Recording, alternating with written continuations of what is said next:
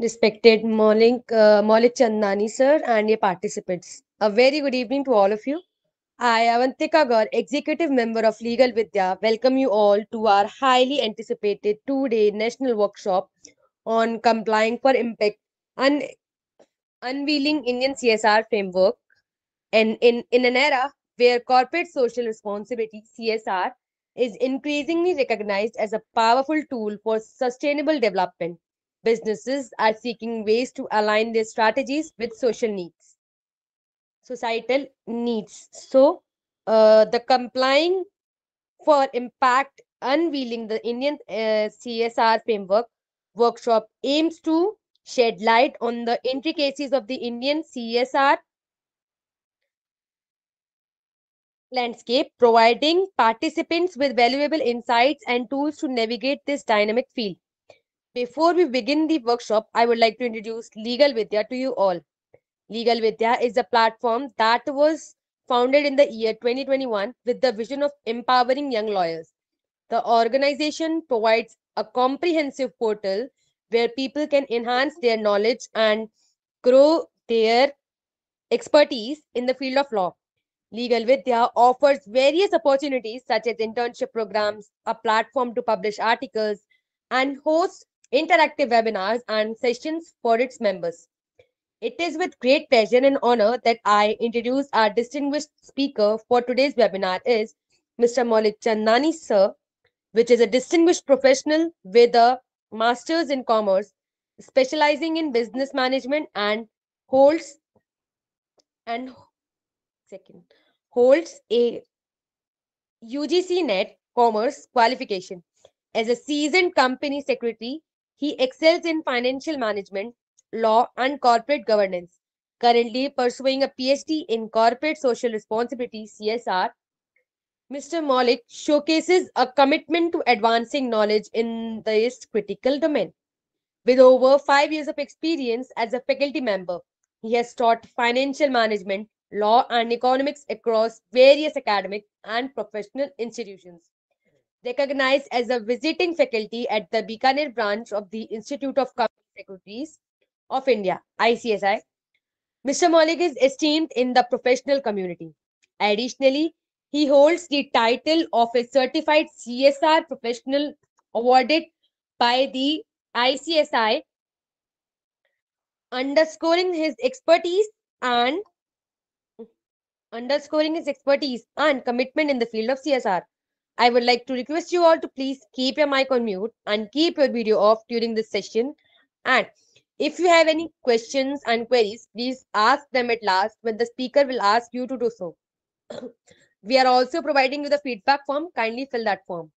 So without further ado, let us warmly welcome Mr. Maulik Chandani sir to the virtual stage. We eagerly await the invaluable wisdom and perspectives they are about to share with us. Over to you, sir.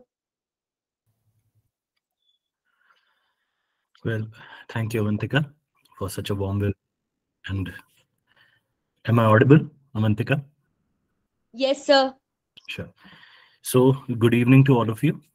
Myself, CS Maulik Chandani. I hope you all had my brief introduction by Avantika and Team Legal Vidya. I thank Team Legal Vidya to provide me this opportunity to be in front of you and throw some light on the CSR intricacies in India. Let us start with my sharing of screen. I had made a brief PPT for your 2 days workshop. I hope my screen is visible to you now. Yes, sir, it is visible. Sure. So, as the name suggests, we are having the 2 days national workshop on CSR. The name of the theme is Complying for Impact, that is unveiling Indian CSR framework. Complying for Impact, as the name suggests, definitely we are going to talk about the compliance structure, that is the legal framework, along with the impact on society. CSR is all about generating an impact on the society by the valuable contribution by the corporates. So let us quickly start with the basics of your 2 days framework. In these 2 days, today and tomorrow, we will be having a discussion on the first days on the introduction and historical perspectives of CSR, along with the beginning of the legal provisions. The second day, we will be continuing with the legal provisions, and we will also be discussing the emerging trends and future pathway for the CSR. So let us start with the first day of our workshop with the basic introduction of CSR. CSR, as we all know, is something, it is a sense of responsibility with the company. That is, the company is not here only to make profits, only to make the growth of its business, profits, and its shareholders, but it's also there to impact, to have an impact on the society. Society includes all the societal groups, all the stakeholders, the environment, the government, and rest of the world. The concept of social responsibility, it actually roots itself with from the very historical era of the civilization, where the societies were deeply ingrained with the ethical and moral codes guiding individuals and communities towards collective framework and for the welfare of the entire nation or the entire societal group. Now, as we talk about the historical perspectives, we are talking about how this CSR has created way back before 2014, where the Companies Act actually legally mandated the CSR provisions. In the Indian history, the Indian roots, CSR is way backly traced when the Dharma Upanishads were introduced. As per the concept of Hinduism, the Dharma is actually mentioned as a responsibility or duty towards a society. Our Veds, our Upanishads, our Bhagavad Gita teaches, and various other spiritual learnings teaches us the sense of responsibility or social responsibility. As we talk about CSR, it is also a social responsibility which one should have. Followed by Kautilya's Arthashastra, where have the fourfold duties of a king. That is how the managers of the society. The king is actually regarded as a manager of the society. For the society, he is not just a dominantic position, but he also hold a fiduciary position towards the society. He has four duties towards the society. That is Raksha, Vridhi, Palan, and Yogaksham. Raksha means the risk management aspect of the society. He is there to protect the society from the risks from the outsiders. Vridhi, that is the growth of a society. Palan, that is complying with the laws, complying with the orders of the society. And Yogaksham. Now, what is Yogaksham? Yogaksham is actually the societal welfare. That is the social responsibility. In the today's corporate legal framework, we can trace the aspect of Yogaksham equivalent to the concept of CSR. Buddhist principles, community welfares, the manuscripts, and all the religious texts actually guides us with the principle of righteous living. That is what should be done in order to have a perfect life in terms of the societal welfare, in terms of your contribution as a social animal for the society. So these were some of the Indian roots where the corporate social responsibility has actually rooted its path. Now, in the recent past, we are talking about the historical framework right now, but we are almost in the recent past, that is the last 2 or 3 decades if we talk about. The international CSR studies have thrown some lights on how the corporate should behave in a societal manner. In the 1991, the that is Archie B. Carroll, has written a research paper and his book where he actually explained the concept of corporate social responsibility, and he defined the responsibilities of a company into 4 parameters. The very basic objective of a company is to earn profit. Carroll has actually defined it as a very basic responsibility, that is economic responsibility. Every business has a right to earn profit. But सिर्फ इतना ही नहीं है economic responsibility. The corporates should also focus on the legal responsibility, that is the compliance of law and order. Then the ethical responsibility, that is you should be ethical, you should abide by the societal norms and the norms of ethics, what should be right, what should be wrong, which is not defined in the law, but it should be have your own common sense towards the society. And above the all, the CSR was firstly introduced as the philanthropic responsibility. Although CSR is a much wider concept than philanthropy. Philanthropy is just donating something, just charity, just doing some charity of goods or services for the poor people. In the 1991 era, in the LPG era, the Carroll framework just defined the philanthropic activities as one of the responsibility of the corporates. But CSR is much wider than philanthropy, or we can say CSR includes philanthropy along with various other responsibility which the corporates needs to focus upon. Simultaneously, a few years later in 1994, Mr. John Elkington defined the basic framework of CSR with the help of triple bottom line, that is TBL concept. This concept can also be quoted as 3Ps model, that is people, planet, and profit.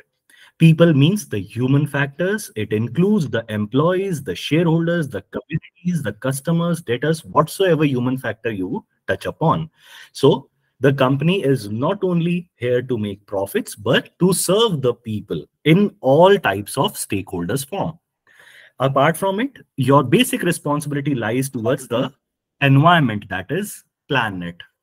Judicial use of natural resources, not degrading the environment, producing the goods and services in an eco-friendly manner is a sense of responsibility in itself for the corporates. John Elkington has actually defined these responsibilities as the core of a company. If the company actually wants to grow in a sustainable manner, it should comply with the people and planet motto before the profit motto of the organization. Now, coming to the next part. Various other theoretical frameworks have been introduced from time to time. That is, in 2010, the ISO framework has been introduced, ISO 26000, a social responsibility of any citizen, any person, whether natural, whether artificial, anything. So company also being a natural artificial person, it should also abide by the definition of social responsibility. That is how it treats the environment, how it treats the people, how it actually assess and realize the impact of its decision on the society, on the environment, on the stakeholders. Through transparent and ethical behavior, of course, you should not only focus as a corporate to earn profit, but you should have the basic transparency, ethics, and moral values to contribute to the sustainable development of all stakeholders. Of course, you should abide by the law while being consistent with international standards of behavior. Here we are talking about the social responsibility and the ethical behavior. Further, in 2015, United Nations Conference has released, or the United Nations has released, the Sustainable Development Goals. That is, 17 Sustainable Development Goals have been defined by the United Nations, which is actually one of the significant benchmark for the corporates internationally, including India, so that there must be some standards or there must be some common parameters on which the companies or the corporates should operate in order to serve the nation or the society in which it is operating. So the United Nations has defined 17 sustainable development goals to end the social dilemmas, that is poverty, hunger eradication, aquatic life, and so on. The mission was set up by the United Nations in 2015 as a 15-year vision, and the United Nations insists the corporates throughout the globe as a 2030 agenda of sustainable development. And it is expected out of the corporates, not only in India, but in international level, to abide by these provisions or these guidelines. Let's have a look on the United Nations Sustainable Development Goals. You can see a picture which is actually taken from the official website of the United Nations. This is actually the summary chart of the 17 Sustainable Development Goals which the United Nations has defined in 2015 to be abided till or to be achieved till 2030. This is not a 1 year or 1 month program, but it is a vision of the United Nations across 15 years. Across the globe, the corporates can utilize the best out of these sustainable development goals. As you can see, the 17 goals are defined in such a manner that you should act in such a way that you can contribute to the no poverty goal, zero hunger, good health, education, gender equality, and the list is exhaustive till 17 goals. You can align your CSR activities, you can align your social responsibility framework apart from doing your regular business in such a way so that you can achieve the United Nations vision. This is some of the basic era of the international framework. Now, going somewhere to the technicality of the legal framework, as we all know, most of us should be or might be the law students or the law professionals. So we all know in 2013, the Companies Act has been enforced, which is actually effective from 1st April 2014. And we normally say that the CSR provisions are firstly introduced in 2013 or 14. But this is not so. The intention of Ministry of Corporate Affairs can be traced down way back in 2019, where the Corporate Affairs Ministry, that is MCA, had actually released the Corporate Governance Voluntary Guidelines, MCA 2000, in 2009. These guidelines specifically highlight some of the roles and responsibilities of the board of directors and senior management to inculcate in themselves the habit of corporate governance. The key principles which were highlighted in these voluntary guidelines, as the name suggests, these were the voluntary guidelines. The corporates were expected to comply to the best of it, what they can, but they were not legally bound to, as these guidelines were voluntary. So these guidelines broadly defined 7 points, which includes the role of board of directors in the transparent manner, board committees, disclosure, transparency, shareholders' right. Just look at the 5th point, that is the ethical behavior and CSR, apart from risk management and compliance and accountability. Why I had highlighted the 5th point is to throw a light on the vision of Ministry of Corporate Affairs, that the Indian corporates should accept the fact that they are not, the society is not more vulnerable to the deeds of the corporate. The corporate social responsibility has to be inculcated more or less in the near future by the corporates. So way back in 2009, the intention of the ministry, that is the law and order, has been clearly identified that in the days to come, we will have a framework, we will have a standardized framework of CSR in the legal era. So the law of the land, we normally say that the law of the land, that is Companies Act 2013, effective from April 14, had first highlighted the concept of CSR, but it was not so. In the last few years only, the ministry had already based the framework. So as the intention was very clear way back in 2019, I have shared the link also of the PDF. I can share the PPT after my presentation. You can go through these particular link to have the MCA 2009 guidelines. So as we all know, by this point, we all know that the ministry in 2019 had already paved its way to the way of CSR for the Indian corporates. Now, at that time, Companies Act 1956 was prevalent, where there was no such provision of CSR in detail. But with the implementation of Companies Act 2013, which actually was made effective in India with effect from 1st April 2014, a separate and specific provision of CSR, that is Section 135, was introduced for the first time in India and probably in the world, which in law had its specific place for the corporates and for the society, that the law accepted that the social responsibility needs to be prioritized by the corporates and it needs to be a systematic framework. Why normally a law is created? to have a benchmark and to have a uniform or uniformity in the way of a standardized framework. Corporate social responsibility, as we can say, कि कोई कैसे कर रहा है, कोई कैसे कर रहा है. So there must be diversification in the practices of the corporate. To standardize that diversification, we need to have a law. We need to have a standardized operations. So in the framework, Section 135, which was effective from 1st April 2014, we had the CSR provisions in India. As we can see in the present slide, the conceptual or the legal framework of the CSR in India is divided into few parts. That is Section 135 of Companies Act 2013. Read with Companies CSR Rules 2014, which are actually framed by the Ministry of Corporate Affairs. Schedule 7th of the Companies Act deals with the activities under CSR.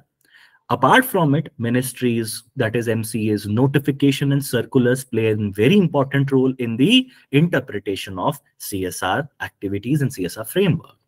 ICSI, that is Institute of Company Secretaries of India, has also issued a guidance, a detailed guidance note in the form of a book on CSR, which specifically highlights the key areas, which specifically elaborates the provisions which are somewhere or the other missing in the Section 135 or the MCA rules.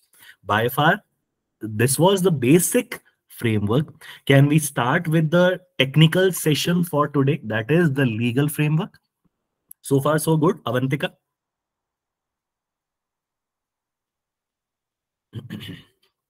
Team Legal Vidya? So far, so okay? Yes, sir. Okay. So now we are starting with the legal provisions under Companies Act. As I had already mentioned in the previous slide, Section 135 will be read along with the company's CSR rules 2014 and Schedule 7, right? So coming to the basics of Section 135. So the opening lines of Section 135 subsection 1 states that every company, whether public, private, or any and every company, we are not exempting.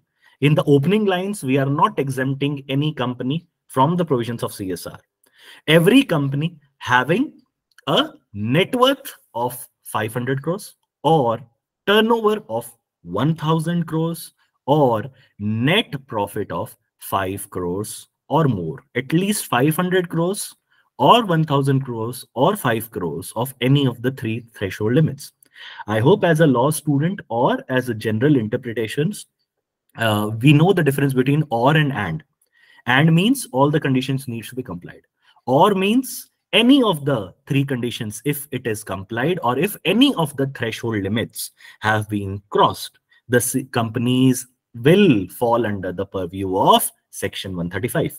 And every company for touching any of the threshold specified here during the immediately preceding financial year shall comply with the CSR provisions. Simple. So the very opening line defines the applicability of the CSR framework in India. These big companies, whether private company, whether public company, we don't care.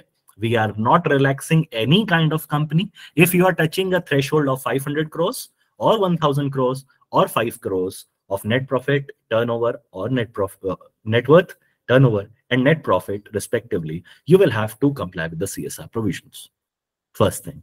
Second, what do you mean by complying the CSR provisions? We can see in the next lines, you will have to comply with the CSR provisions in such a manner that firstly, you need to constitute the CSR committee at the board of directors level.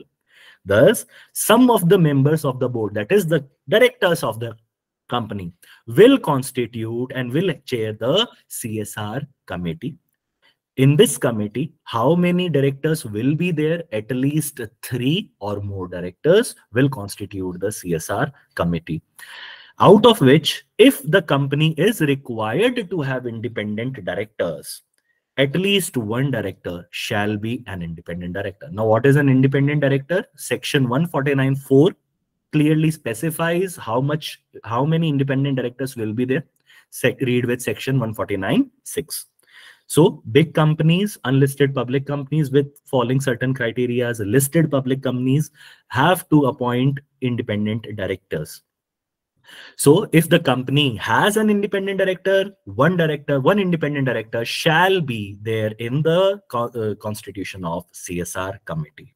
So first things first, we are very clear what is the threshold limit, any of the three criterias. First thing. Second thing, they will have to have a CSR committee at the board level. The directors will be heading the CSR committee.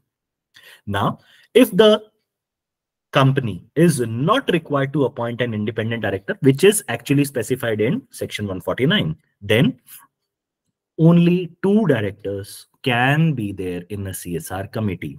So the basic exception is where can there be two directors in a CSR company? Yes. The first thing, where the company is not required to appoint an independent director, first thing. And second thing, we all should know by this time that normally in an one-person company, one director can be there, minimum. In a private company, minimum two directors can be there. And in the public company, minimum three directors can be there. So if you are having a private company where only two directors are there, then the CSR committee shall be constituted with such two directors only. हमारे पास तीन director है ही नहीं, तो तीन directors की committee बन ही नहीं सकती. We will be having the CSR committee with two directors. So this is the basic framework relating to the CSR applicability and the constitution of CSR committee. Any query in this particular point? We can have the queries at last also, but if there is any query, you can ask, or we can take the Q&A at the last of the session. Shall we proceed? Team Vidya? Yes, sir. There is a query by Ram Kumar. Sure. We can have. Wait a minute, sir.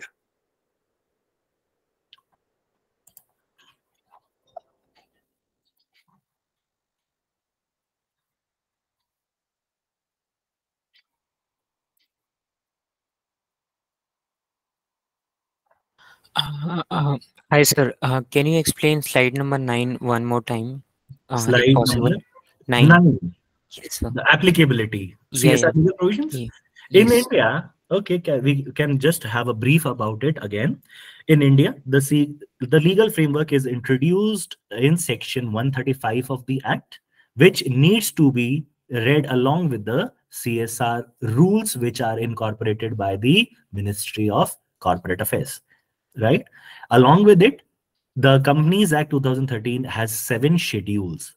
The 7th schedule actually defines the activities in which, or the areas in which the CSR can be performed. We will be having a separate slide, or we can say that section 135, schedule 7 will be discussed in the upcoming slides. Apart from it, the legal framework also constitutes with the ministry's notifications, circulars, which it issues from time to time. Apart from it, the CSR is also governed by the guidance note, which is issued by the Company Secretaries Institute, that is ICSI. So our today's and tomorrow's whole theme is based upon discussing these entire legal frameworks only.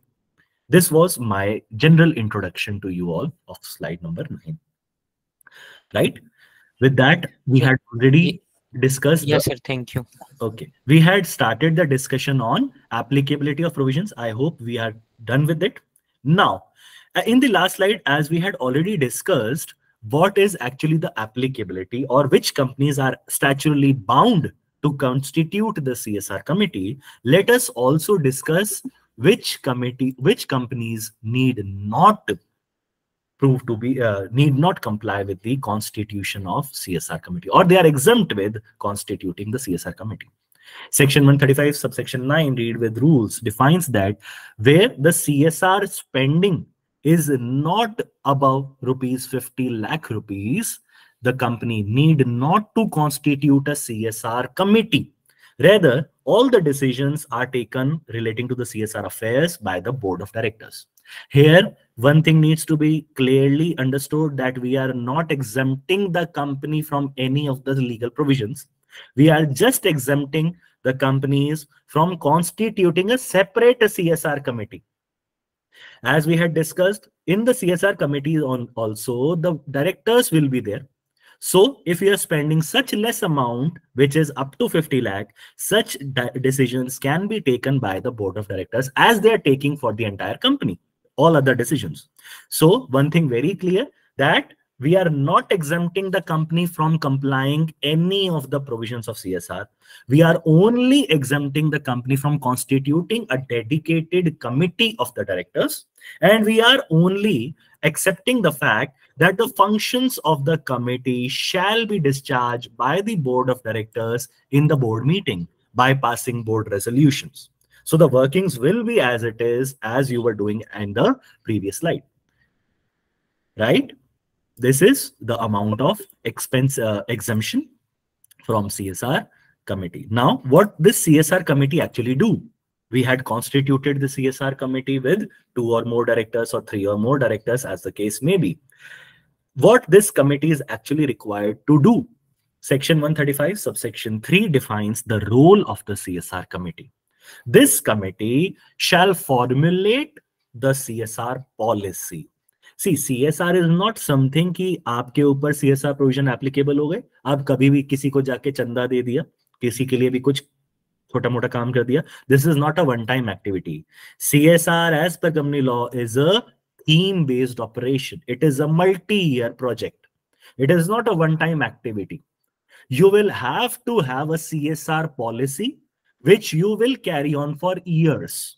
It is not a one-year project, or it is not a one-time activity. First of all, CSR is a program. CSR has a dedicated policy which is defined for years to come. You are not there to just have an activity of philanthropy and call it as a CSR. This is not acceptable. So the CSR committee will be constituted as we have discussed in the previous slide. The role of the CSR committee includes that it will not only formulate the CSR policy, which is a long-term vision in terms of CSR, but it will also recommend to the board, which clearly highlights the fact that the committee will be under the supervision of the board of directors. The CSR committee will only formulate and propose it at, or we can say to recommend it to the board of directors. That means the final approval of the CSR policy has to be of board of directors, or we can call it as the CSR will be subordinate to the board of directors. Right? So the committee will formulate and it will propose it or recommend it, the policy, to the board of directors, which shall indicate the activities which the company may perform, which should be on the areas and subjects specified under Schedule 7th of the Companies Act 2013. Now, as we had discussed in the opening lines, apart from Section 35 and CSR rules of MCA, Schedule 7th of the Companies Act defines the areas or broader areas or activities in which the company shall initiate its CSR projects. We will have a detailed discussion on Schedule 7th in the second day, that is tomorrow's workshop. So coming back to the point, we will have the CSR committee will propose or formulate to the board the CSR policy, which will also, the clause B, which will also recommend the amount of expenditure to be incurred. कितना expense आप करेंगे? Law define करने वाला है. We are talking about it in the next slide कि how much is the minimum spending by a company on CSR, but how much you will spend in terms of amount. You will, whether you will spend only the minimum criteria or you will spend much more than that, that needs to be defined by the CSR committee, and it will be proposed by the committee to the board of directors.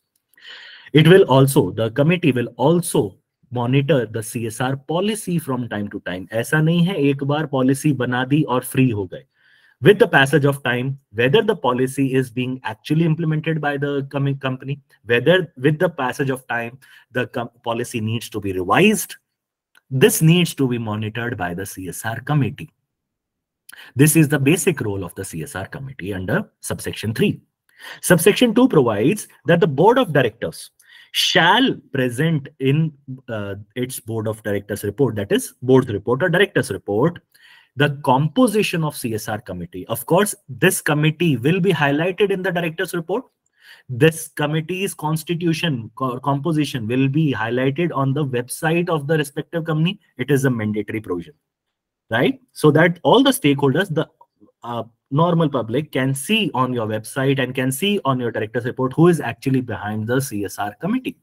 This needs to be clearly defined by the board of directors.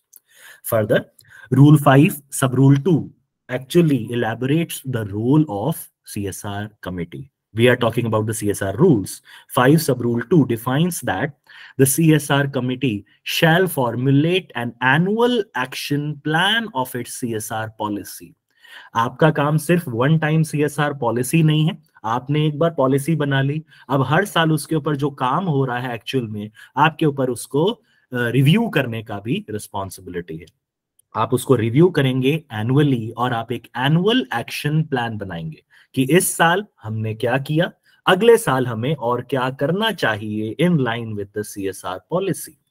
So what is the role of committee? Firstly, you need to draft the CSR policy.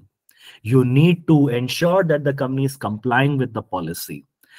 Further, you need to yearly review the policy in your annual action plan. This is some of the role of board of the committee. The last line, see, further the board, that is the board of directors, as we know by now that the CSR committee is subordinate and the board of directors is superior to the committee. The board has a right to modify the annual action plan, to modify the CSR policy, of course, after having the discussion with the CSR committee. So this is the role of CSR committee under the Companies Act. Now, what is the role of BOD? That is also specifically highlighted under section 135 subsection 4. That is the board, as we had discussed in the previous slide, the CSR committee will propose the policy to the board, will recommend the policy to the board.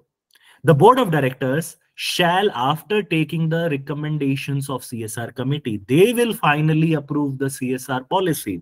So the ultimate authority of finalizing the policy rests with board of directors. They not only will approve the CSR policy, but they will also disclose the policy under their boards of director report. They will also place the same on the website, as I have mentioned in the previous slide. Further, in the clause B, it is given that the board will also ensure that the activities under the CSR policy are actually undertaken by the company, or they will ensure that they are not just documenting the policy. सिर्फ किताब में policy में लिख दिया है हम ये करेंगे वो करेंगे, ऐसा नहीं होना चाहिए। जो आपने पॉलिसी में लिखा है that is actually being implemented by the company for the benefit of society. So the final review lies with the board of directors. So far so okay? Yes, sir. Okay. Now, one of the most important subsections of section 135, that is subsection 5 of the company's section 135. Now, subsection 5 of this section is with the amount of CSR spending by the company. Subsection 1 की जो opening lines थी वहां हमने discuss किया कि किन companies के ऊपर सीएसआर प्रोविजन एप्लीकेबल है, कि इन लोगों को, इन कंपनीज को सीएसआर करना है, ये हुआ एप्लीकेबिलिटी. नाउ इन कंपनीज को, इन बड़ी बड़ी कंपनीज को कितना सीएसआर करना है, how much they needs to spend in terms of CSR, let us discuss. The board shall ensure that the company shall spend in every financial year. How much amount? At least 2% of the average net profits made by the company during immediately preceding 3 financial years. Say for example, इस साल, say for example, if we talk about year 23-24, आप 23-24 में कितना CSR करेंगे? आप पिछले 3 साल के अपने एवरेज लेंगे, 3 साल के नेट प्रॉफिट्स का, और उन 3 सालों के एवरेज का 2% we will need to ensure कि हम इस साल में 23-24 में स्पेंड करेंगे. First provision. We are having a numerical on this particular point in the next slide. Please have patience. Let us first complete the legal provision. अगर आपकी company ने 3 साल पूरे कर दिए हैं तो लास्ट 3 सालों के एवरेज नेट प्रॉफिट्स का 2%, right? Year 1 plus year 2 plus year 3 divided by 3 is our average, उसका 2% shall be spend. What if अगर हमारी कंपनी ने अभी 3 साल पूरे ही नहीं किए, 2 साल ही पूरे किए, तो उस केस में क्या हमें सीएसआर नहीं करना? The answer is no. आपको सीएसआर करना पड़ेगा. और कितना स्पेंड करना पड़ेगा? Look at the next clause where the company has not completed the 3 years, यानी कि आपने 1 साल कंप्लीट किया है, आपने 2 साल कंप्लीट किए हैं, तो during such immediately preceding financial years, मतलब आपकी कंपनी को 2 ही साल पूरे हुए, आपने दूसरे ही साल अपनी नेटवर्थ 500 करोड़ कर दी, या टर्नओवर 1000 करोड़ कर दिया, या नेट प्रॉफिट 5 करोड़ कर दिया, तो आपको फिर भी तीसरे ही साल में ही सीएसआर स्पेंडिंग करनी पड़ेगी. कितनी करनी पड़ेगी? क्या कैलकुलेशन होगा?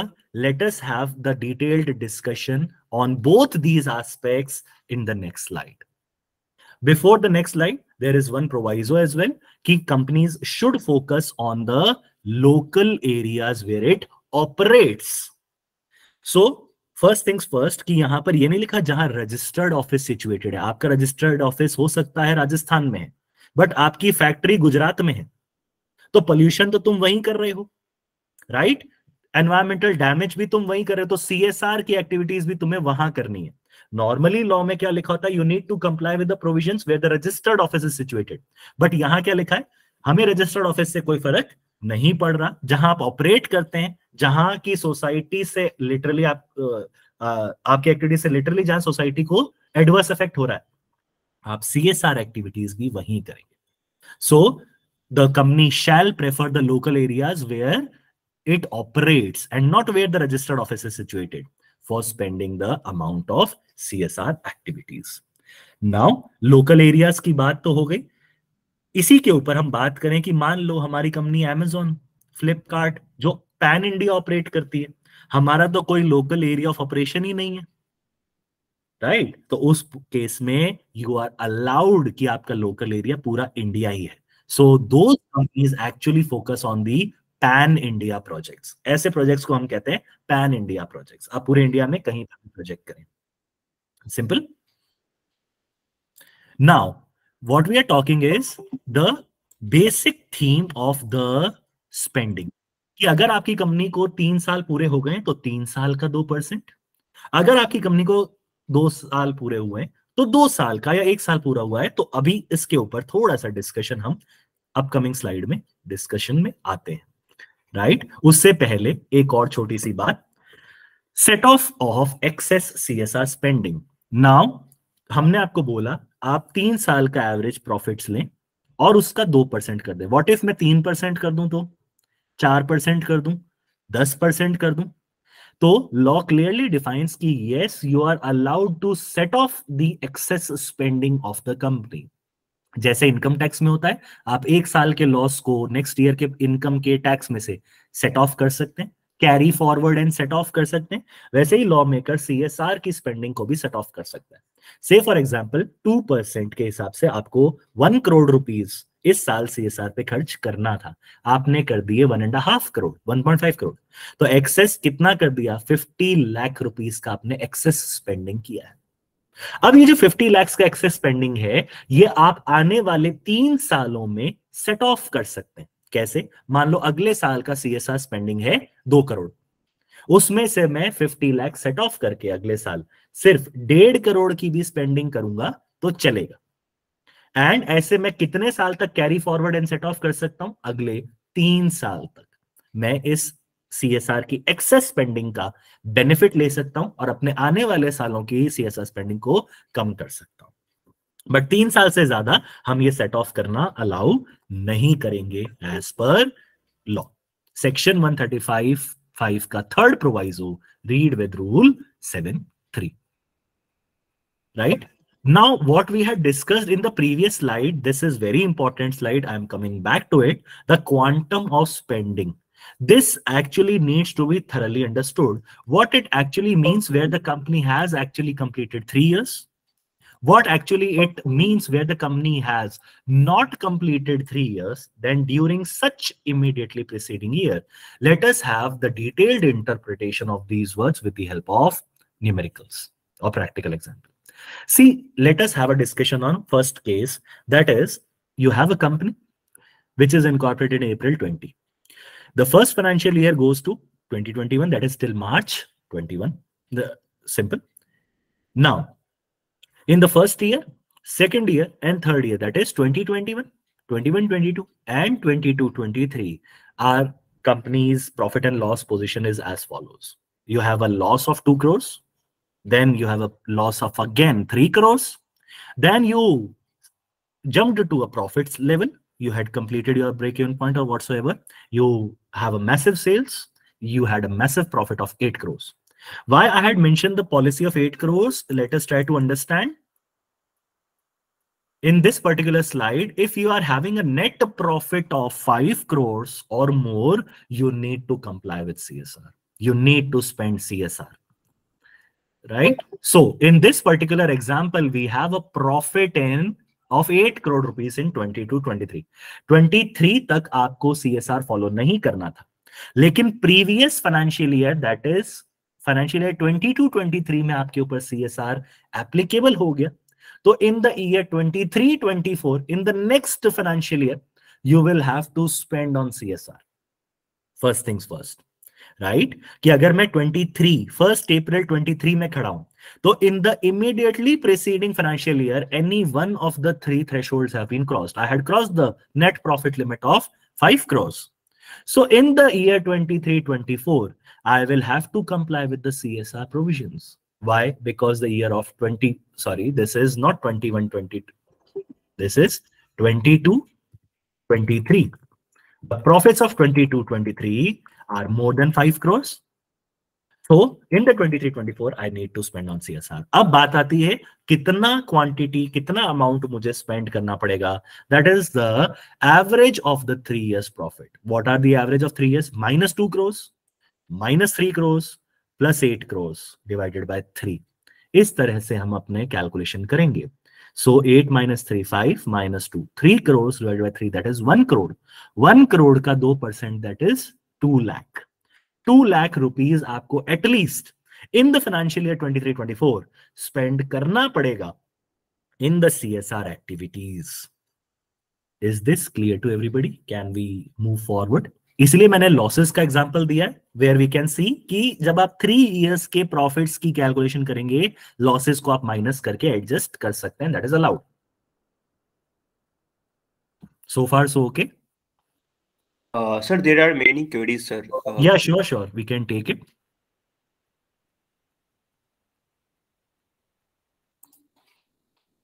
Those who have query, kindly unmute your mic and ask one by one.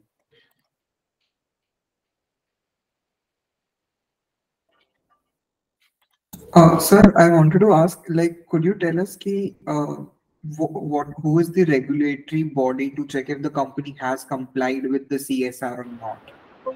As we had already discussed the CSR legal provisions. See, the CSR legal provisions are actually defined under Companies Act. The rules of the CSR are actually defined by the MCA, right?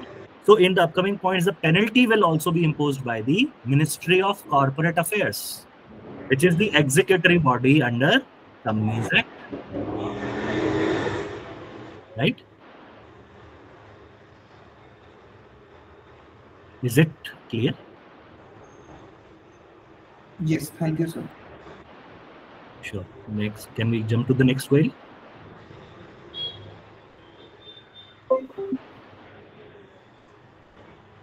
Jaya, Jaya Gupta, if you have question, please ask.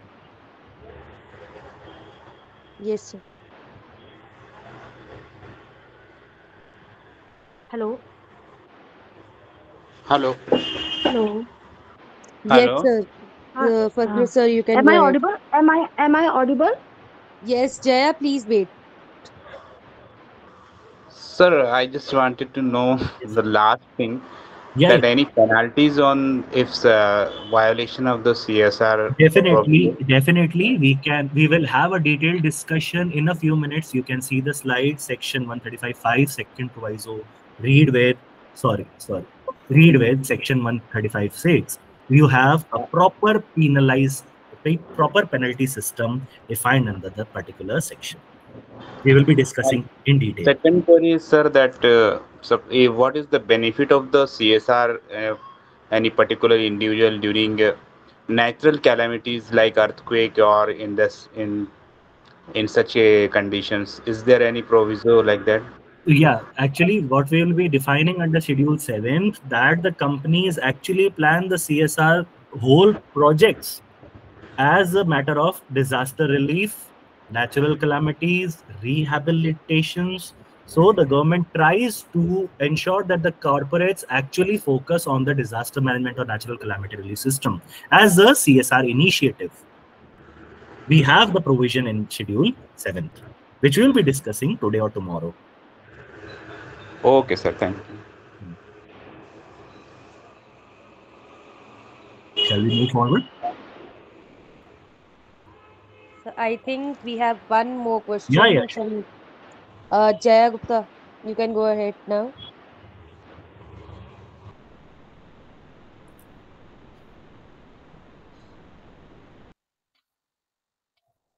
Jaya Gupta. Hello Yes, you can Yes. go हाँ ahead. Yes hello sir आपने बताया अगर CSR amount 50 lakh से कम होता है Hmm. तो CSR committee बनाने की रिक्वायरमेंट नहीं है Right. तो जो सीएसआर कमेटी के रोल है वो बोर्ड ही डिस्चार्ज करेगा बोर्ड ही डिस्चार्ज करेगा। सीएसआर कमेटी में भी बोर्ड ऑफ डायरेक्टर्स के डायरेक्टर्स ही हैं, बट क्योंकि हम्म आपका स्पेंडिंग का अमाउंट अभी इतना ज्यादा नहीं है, तो बोर्ड ऑफ हम्म डायरेक्टर्स जैसे यूजुअल बोर्ड रेजोल्यूशन से सारे डिसीजंस ले रहा है, वो सीएसआर स्पेंडिंग के भी डिसीजंस अपने बोर्ड मीटिंग में ले लेगा। लॉ कह रहा है कि आपके लिए डेडिकेटेड सीएसआर कमेटी बनाने की कोई जरूरत नहीं है। Why to waste your man power in that hmm particular matter. हाँ और जो सीएसआर पॉलिसी बनाएंगे यस, सपोज 50 लाख यस, से हमारा कम सीएसआर अमाउंट है तो जो CSR policy board of directors अपने बोर्ड रेजोल्यूशन में बनाएंगे यस। और तो वही एक मतलब हमेशा वही रहेगी या उसको हम चेंज भी कर सकते हैं definitely board of directors he committee का काम कर रही है, हम्म वही पॉलिसी बनाएगी। एक्चुअल में जब सीएसआर कमेटी होती है वो भी सिर्फ रिकमेंड करती है, final decision rest with board of directors. तो इस केस में राइट भी हमने सीएसआर को कमेटी को तो हटा ही दिया, अब सीएसआर की कमेटी ही फाइनली बोर्ड रेजोल्यूशन से बोर्ड पास करेगा, उसकी स्पेंडिंग चेक करेगा, और जब तक आपकी ये अमाउंट थ्रेशोल्ड क्रॉस नहीं करती, आपको सीएसआर कमेटी बनाने की जरूरत नहीं है। अच्छा वन मोर क्वेश्चन अगर एक बार सीएसआर लग गया हमारी कंपनी पे तो क्या every year company has to required spend CSR amount based on ये अपकमिंग एक सबसेक्शन में डिफाइंड है, आपको सीएसआर कमेटी बनानी है, वो डिफाइन करेगी ये थ्रेशोल्ड लिमिट, और स्पेंडिंग करनी है, ये थ्रेशोल्ड लिमिट अगर आपके ऊपर है, आपको सीएसआर स्पेंडिंग करना पड़ेगा।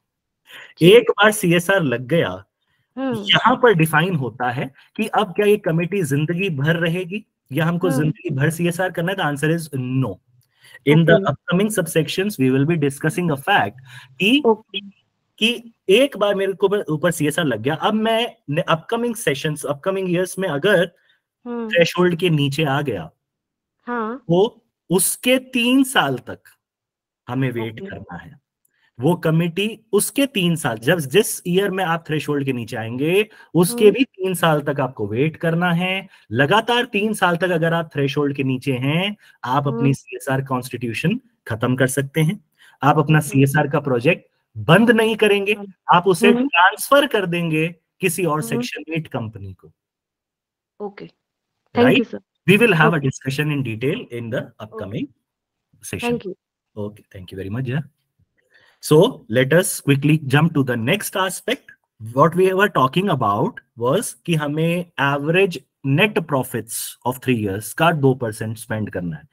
But Ministry of Corporate Affairs के जो rules हैं, Rule 2 Sub Rule 1 Clause H specifically defines कि इस net profit की calculation में क्या आएगा और क्या नहीं आएगा, और what we can say how to calculate the net profits under Section 135. जिसका आप एवरेज लेंगे, जिसका आप 2% करेंगे। So net profit has been defined that the net profit आप वैसे ही बनाए जैसे कंपनीज एक्ट बोलता है। कंपनीज एक्ट का section 198 which deals with the managerial remuneration and net profit की कैलकुलेशन, वहां पर डिफाइंड है कि आप जैसे सेक्शन 198 बताया गया है वैसे आप अपना पीएनएल बनाएंगे। वहां एक बहुत एग्जॉस्टिव लिस्ट डिफाइंड है कि आप पहले पीएनएल बनाएंगे, उसमें बहुत सारे आइटम्स ऐड और लेस करेंगे in order to determine the managerial remuneration. 198 defines the calculation of profits for the purpose of managerial remuneration. आप उसी तरीके से नेट प्रॉफिट्स की कैलकुलेशन करेंगे। बहुत सारे आइटम प्लस और माइनस करने के लिए बोला गया है, आप उसको अपने पीएनएल अकाउंट में एडजस्ट करेंगे। Then you will derive at your net profits, जिसका आप एवरेज लेंगे 3 इयर्स का और जिसका आप 2% करेंगे in order to determine your quantum of CSR spending. But 198 के प्रॉफिट्स को जब आप कंप्यूट कर रहे होंगे फॉर द पर्पस ऑफ 135, आपको कुछ चीजों का ध्यान रखना पड़ेगा। द फर्स्ट थिंग्स फर्स्ट, मान लीजिए आप एक मल्टीनेशनल कंपनी है, इंडियन कंपनी है, लेकिन आपकी ब्रांचेस अमेरिका, यूएस, बाहर भी है। तो जो प्रॉफिट आपने इंडिया में कमाया वो तो आप एवरेज नेट प्रॉफिट्स का पार्ट मानेंगे। But if your company has made any profit from the overseas branches, मेरी एक ब्रांच सिंगापुर में भी है, राइट, मैं एक इंडियन कंपनी हूं, of course I will have to spend my CSR but only out of my Indian profits. मेरी एक ब्रांच मॉरिशस में है, सिंगापुर में, मैंने वहां से भी बहुत सारा पैसा नेट प्रॉफिट में कमाया है। That profit will not be calculated taken into account for the computation of average profits or the 2% or average 3 years profit. First things first, कि any profit which you had earned from the foreign branches will not be considered as a net profit threshold limit for spending into CSR. First thing. And very important is the second clause. Let us try to understand in detail the second clause. Any dividend which you have received from any other company in India, अब हम foreign की कोई बात नहीं कर रहे हैं, हम यहाँ दो कंपनीज की बात कर रहे हैं, दोनों इंडिया में। मान लीजिए दो कंपनी है x and y, x limited and y limited, ठीक है। एक्स लिमिटेड भी प्रॉफिट्स कमा रही है, वाई लिमिटेड भी प्रॉफिट कमा रही है। नाउ एक्स लिमिटेड ने वाई लिमिटेड के शेयर्स में इन्वेस्टमेंट कर रखा है। X limited holds the shares in y limited. So as a matter of fact, जब वाई लिमिटेड प्रॉफिट कमाएगी तो डिविडेंड भी आएगा। नाउ एक्स लिमिटेड भी अपने प्रॉफिट्स में से सीएसआर करता होगा, वाई लिमिटेड भी अपने प्रॉफिट्स में से सीएसआर करता होगा। वी आर अज्यूमिंग कि ये दोनों कंपनी सेक्शन 135 की थ्रेशोल्ड क्रॉस कर चुकी हैं।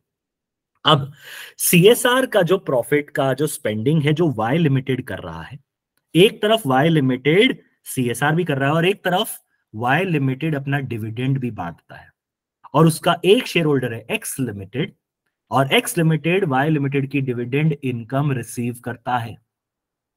अब एक्स लिमिटेड के नेट प्रॉफिट्स में एक इनकम है, income from the dividend of y limited, which Y Limited is already complying with the CSR provisions. तो मैं अगर किसी एक ऐसी कंपनी से डिविडेंड इनकम रिसीव कर रहा हूं जो ऑलरेडी 135 के अंदर स्पेंडिंग कर चुकी है, तो ऐसी कंपनी से मिलने वाला डिविडेंड मेरी नेट प्रॉफिट्स का पार्ट नहीं बनेगा for the computation of average net profits under section 135. This is a very very important concept. Let us have a quick recap of once again what we had discussed. कि मान लीजिए दो companies हैं, एक company, दोनों companies के ऊपर CSR provision लगता है, एक कंपनी दूसरी कंपनी में इंटर कॉर्पोरेट इन्वेस्टमेंट्स रखती है, मींस शेयर होल्डिंग रखती है, तो ऑफ कोर्स जाहिर सी बात है कि उस कंपनी से वो डिविडेंड इनकम भी लेती होगी. अब डिविडेंड इनकम मेरी नेट प्रॉफिट का पार्ट नहीं बनेगा अगर वो सामने वाली जिससे डिविडेंड मुझे मिल रहा है वो ऑलरेडी सीएसआर प्रोविजंस को कंप्लाई कर रही है, सीएसआर स्पेंडिंग भी कर रही है और मुझे डिविडेंड भी दे रही है. तो मेरी company will not compute those profits of dividend for the purpose of net profit की threshold limit. This is a very important concept covered under sub rule 2. Once again, Sir, yes, to interrupt, yes. can you actually continue in English Yeah, sure. We will continue in English, definitely. So what we were discussing is if there are two companies, both of them needs to comply with CSR provisions. Say, for example, we have two companies, X and Y. Y had earned profits.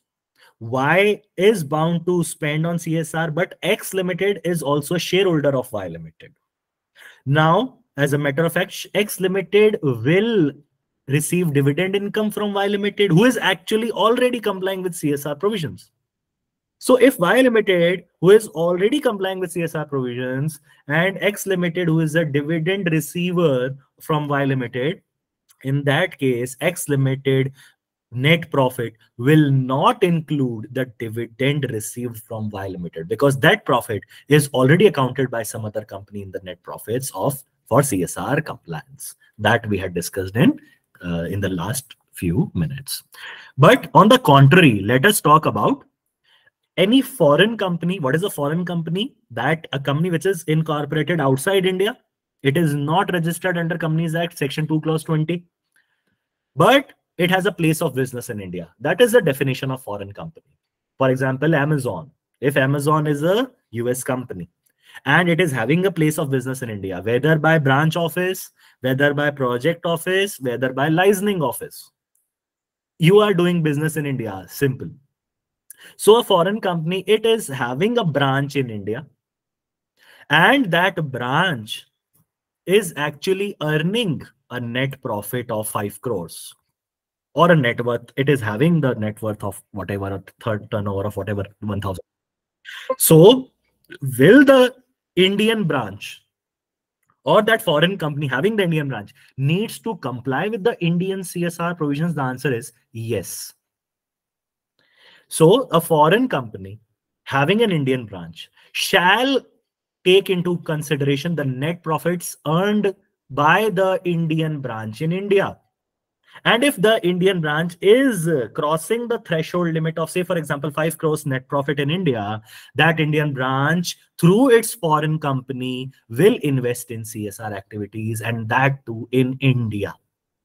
The average in net profits of the branch, that 3 years average net profit of the branch, that amounts 2%, shall be invested by the foreign company through its Indian branch in India as a part of CSR activity in India. We are not going to fully exempt the foreign company having Indian branches.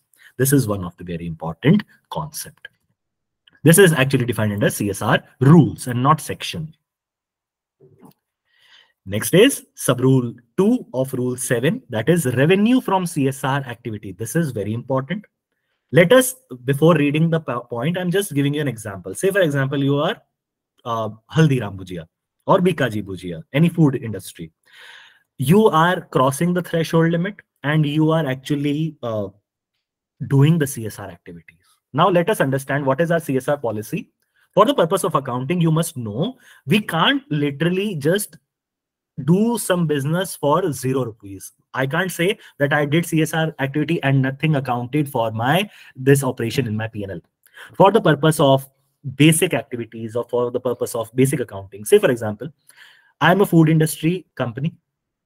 My CSR policy is that I actually give free meals or concessional rate meals to the poor and elderly people as a part of my CSR policy.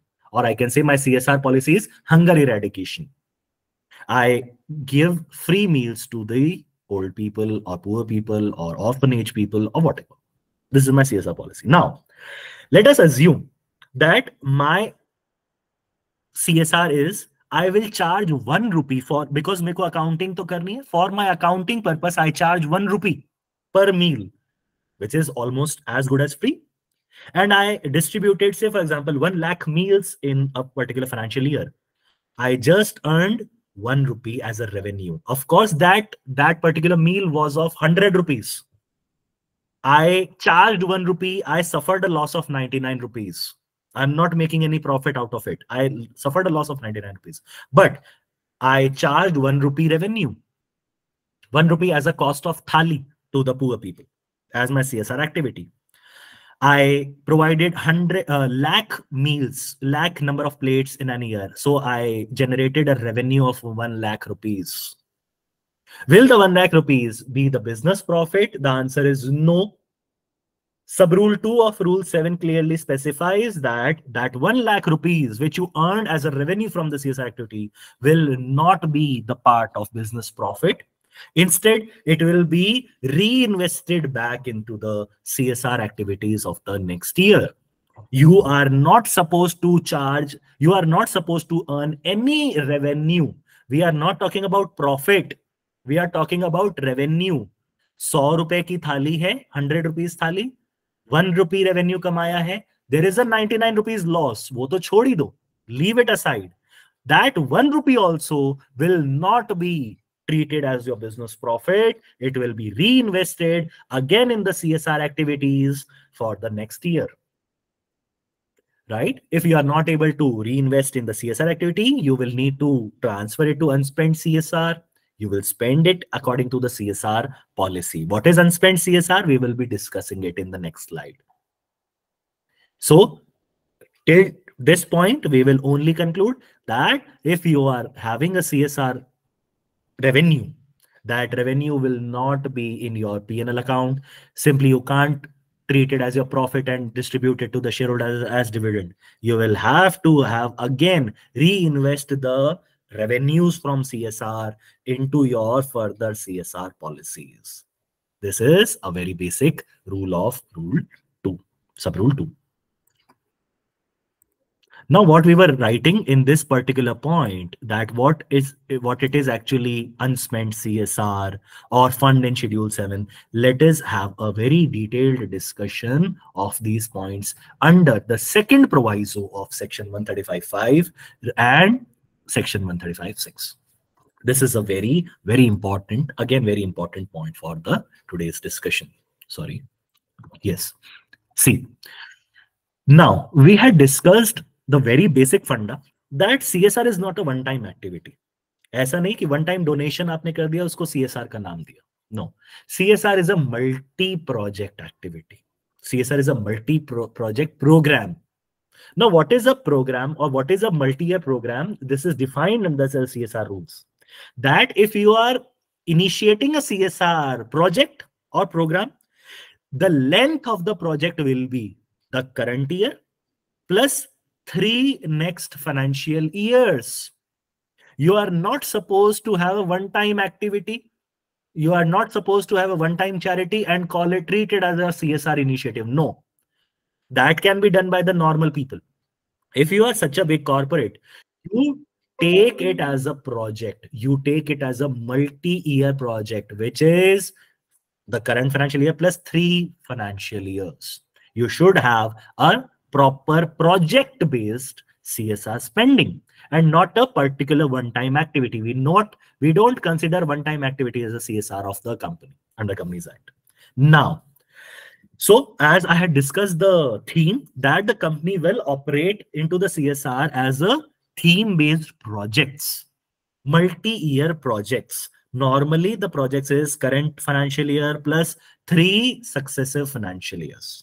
Now what is there is you will have a CSR obligation. Say, for example, your company is already running a CSR project. Case number 1. Or case number 2, you are not running an ongoing project. That is, say, for example, you have touched the CSR provisions for the first time in your life. For the first time, your net worth crossed 500 crores or turnover 1000 crores or net profit 5 crores. Now, you are treating your company as a first timer, as a beginner in the CSR provisions. Say, for example, in 2022-23, you crossed the threshold limit of, say, for example, net crores over 5 crores net profits. So in the year 23-24, you need to spend CSR, right? Now you are starting a new project, a multi-year project, and in the spending year, say for example 23-24, by March 24, you were supposed to invest 2% of 3 years in the CSR project. But by the end of March, you started the project, you tried to manage your project, but you didn't invested or spend 2% of 3 years profits into the project. Now, the company had not initiated a new project by whatsoever reason it is, or there is any shortfall. So whether the company is allowed to treat it again as a company's profit? No. If once the obligation of spending the CSR has been incorporated upon the company or imposed upon the company can not treat it as a business profit. Now, if you are failed to spend the CSR amount, you don't had any CSR ongoing project, we waited for you in the next immediately succeeding financial year to spend 2%, you didn't spend it. So after the expiry of the next financial year, that is 23-24, in which you were supposed to spend 2%, you didn't started any project, you didn't spend it, the 2%, then for in the next 6 months, from the end of that financial year, you need to transfer that 2% amount to a fund specified under Schedule 7th of the Act. What I'm trying to say, the CSR provisions first time were made applicable to you. You were supposed to start a project, a multi-year project. You didn't started the project for the entire year. We waited for you in the next year that you will start a project and you will spend the CSR amount, but you didn't till 31st March of the next year. So that doesn't mean that you will just give away that amount to the shareholders. No. In the next 6 months, that is up to 30th September of that year, you need to transfer that unspent amount to the fund specified under Schedule 7th of the Companies Act.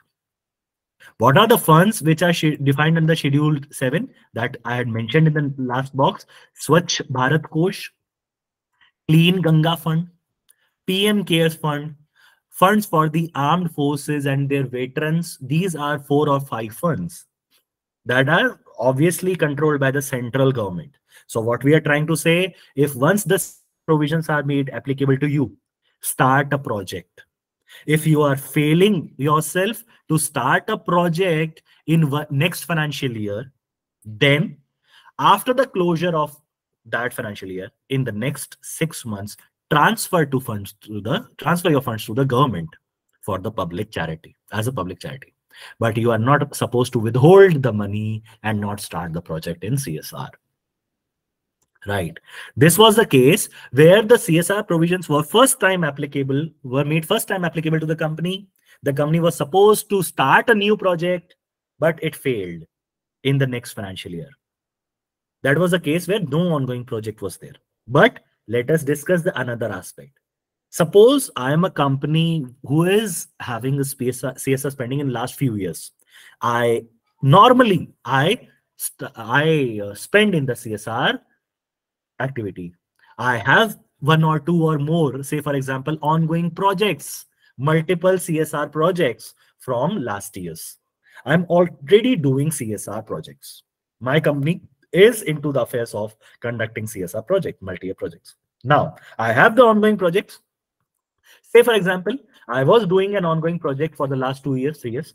This time also I made a profit more than 5 crores and I had to again reinvest the 2% of last 3 years in this year also. And I'm having a new ongoing project.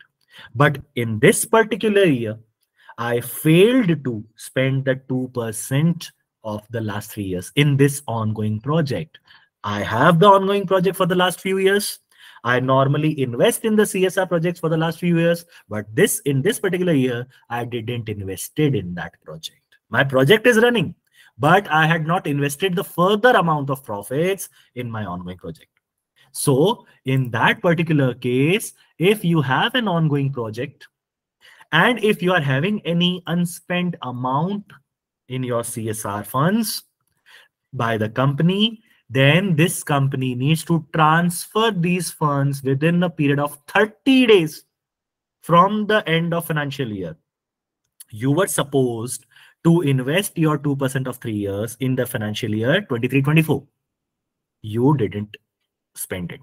So till 30th April 24, that is after 31st March 2024, in the next 30 days, you will segregate that fund.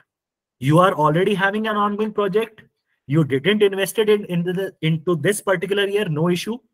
After this financial year, till 30th April of that year, you open up a separate account in the scheduled commercial bank in the name of unspent CSR account of X Limited. And you transfer that unspent amount in that particular unspent CSR account of the company, which will be reported to the MCA that I am having an ongoing project, but in this particular year, I didn't invest it in that particular project.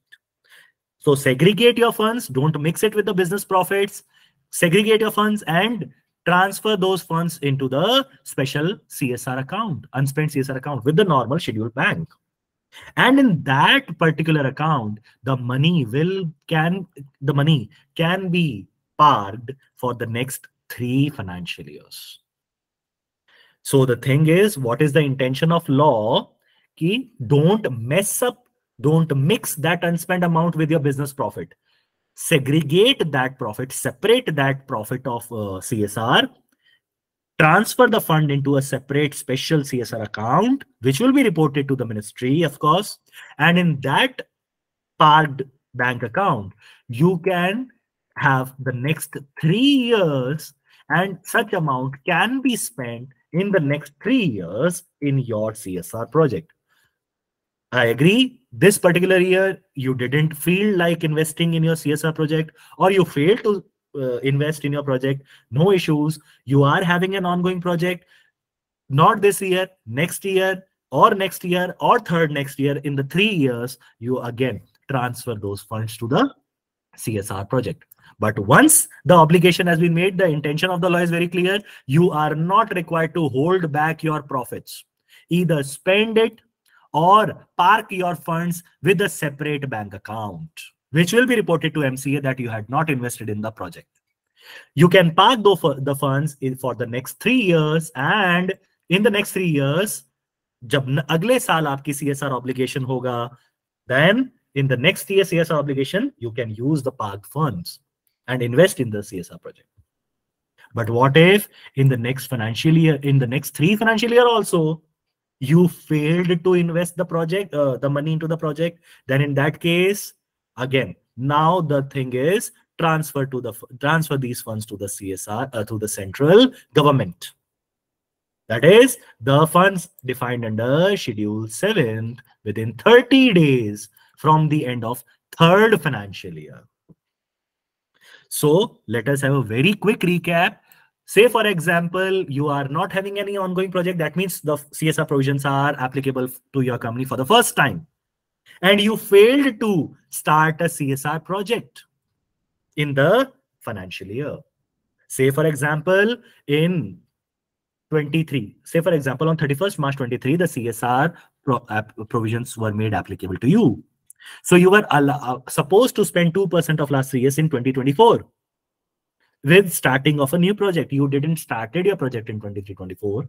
Then till 31st March 2024, if you have not started a project of CSR in the next 6 months till 30th September 24, transfer the funds to the government. Simple. If you are having an ongoing project from last year, because we treat CSR as a multi-year projects. If you are having an ongoing project, in this particular year, you were supposed to spend 2%, you didn't spend it. So with the end of financial year, that is 30th March, in the next 30 days only, transfer that unspent amount to the unspent CSR account with the bank, which needs to be reported to MCA, where you can park your funds for the next 3 years. And you can invest that amount in your ongoing project in the next 3 years, anytime in the next 3 years. And even if you fail after the 3 years also, transfer the funds to the Ministry of Corporate Affairs, that is the central government. What are the funds of central government under Schedule 7? That is Swachh Bharat Kosh, Clean Ganga Fund, PM Care Funds, funds for the armed forces, and of course their veterans, their widows. This is a very important aspect of CSR. So the intention is very clear. Once the CSR obligation has been made upon you, has been imposed on you, you are not supposed to withhold your money. Either spend it or give it to the government. Is this clear to everybody? Can we move forward?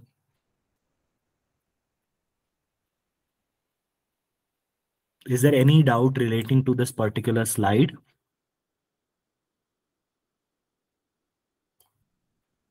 Rishabh?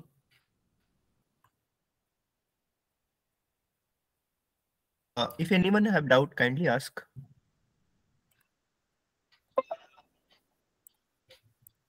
We can move to the next slide. This is probably my last slide for today's session. After this slide, we can have a detailed Q&A session. So let me allow to complete this session.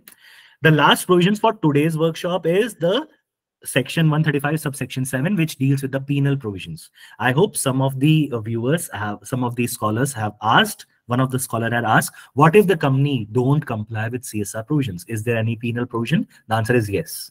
I asked the audience to withhold themselves. Now we are discussing what if you don't spend in CSR.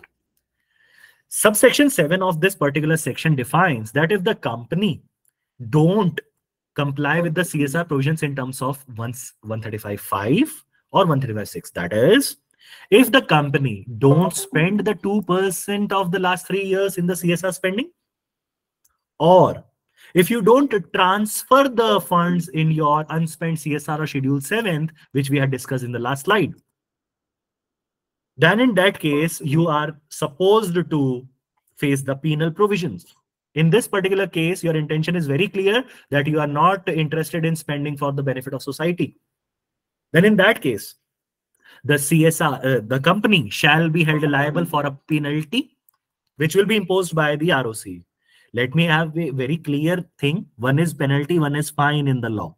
Fine is actually imposed by the court. Penalty is actually imposed by the administrative authority. In this case, ROC, that is Ministry of Corporate Affairs. So as a law student or as an advocate or whatsoever profession you are carrying, please try to look into the affair where it is written penalty, where it has been written as fine. The fine is imposed by the court, NCLT. The penalty is implemented by the MC, the ministry. So why I am discussing it? Earlier, when in 2017 and 18, when the penal provisions were imposed under section 135, one way you are talking that it's a social responsibility. And if I'm not taking my social responsibility, you are penalizing me also, which should not be there. So with the introduction of penal provisions in 17 and 18, the words were used fine and imprisonment, which will be imposed by the court. The officers, the directors, the company secretaries will have personal fine of not spending. They can go to the jail also at the order of NCLT if they are not complying with the orders of NCLT. Earlier that was there. The Amendment Act actually introduced such kind of fine and penalty, fine and imprisonment. But as the stakeholders insisted, उन्होंने शायद थोड़ा शोर मचाया, the amendment was never enforced in India. The Act actually came up with an amendment in 2017 and 18 that we will impose fine and imprisonment. You will go to jail. You means the directors and the company secretaries and the officers, CEO, CFO. On the requisitions made by, consistent requisitions made by the corporate sides, that legal provisions never came into force. Instead, the ministry came up with section 135.7 in a new manner, that we will not send you jail. We will not impose fine by the court. You will not be allowed to have the court adjudication process. But if you are failing to spend the CSR, you will have to bear the penal provisions. You can simply we will simply place the penalty over you, impose the penalty over you, uh, submit the penalty to the Ministry of Corporate Affairs, ROC. So what is the penalty? The company will face the penalty of the twice of the amount of the CSR funds which you failed to transfer. Say, for example, you had an obligation of 2 crore rupees, you didn't spend anything. 2 crores ka 3 times, 6 crore rupees will be the fine of the company. Say, for example, you were supposed to spend 2 crores, you spend 1 crore. You spend it 1 crore. But what is the unspent amount? Rest of balance of 1 crore. That 1 crore cut twice, that is 2 crores. So the twice of the amount which you failed to spend on CSR, we asked you if you are not spending on CSR, okay, transfer to Schedule 7. You didn't transferred also. So twice the amount of that amount or 1 crore rupees, whichever is less. Of course, we are giving you a relaxation. That is maximum of 1 crore rupees will be applied to the company. If your unspent amount is, say, for example, 10 crores, the twice of that amount is 20 crores. Will the 20 crores penalty will be imposed? No. 1 crore penalty will be introduced on the implemented on the company. And every officer by this time, might be some of you are aware or some of them are not. I am trying to cope up with all the requirements. What is an officer of a company? Who is an officer? It is defined in the Companies Act. The managing director, the whole-time directors, the CEO, CFO, company secretary, these are known as the officers of the company, defined under Companies Act. So every officer of in default, that means starting from MD, CEO, CFO, directors, company secretary, all of them shall be liable for a penalty. Each and everybody, mind it, each and every officer will pay separately, individually, the penalty up to 1/10 amount, that is 10% of the amount which you didn't transfer to the unspent CSR, means which you didn't spend on CSR, or 2 lakh rupees, whichever is less, shall be imposed on every officer as well. Company being a separate legal entity, very basics of Companies Act, company being a separate legal entity will face this particular penalty, and every officer will be facing this particular penalty individually. If you have 10 officers, each and every of the 10 officers shall bear this particular penalty, starting from MD to whole-time directors to company secretary to all the KMPs who are the officers in default shall be liable for the penalty. So this is the consequence. I hope some of the attendees have asked this query as well, that what will be the consequence if we don't spend the CSR. So nutshell in today's session, spend your CSR 2% of the last 3 years. Or if you are failing to spend, just look at this particular slide.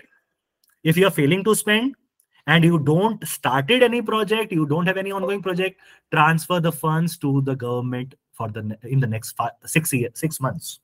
If you have an ongoing project and you in this particular year didn't spend 2%, then park your funds in unspent CSR for the next 3 years. And even in the next 3 years also, if you are failing to spend the CSR funds, then transfer the funds to the Schedule 7. That is central government. If you are not doing so, we will be imposing the penalty on the company and every officer. This is all from my side for the first day of your workshop.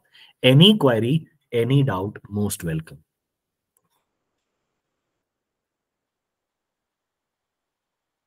Of course, the rest of the legal matters and future trends of CSR will be concluded in the next, that is tomorrow's session.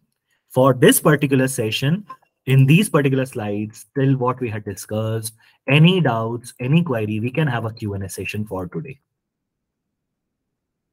You can unmute yourself and you can ask.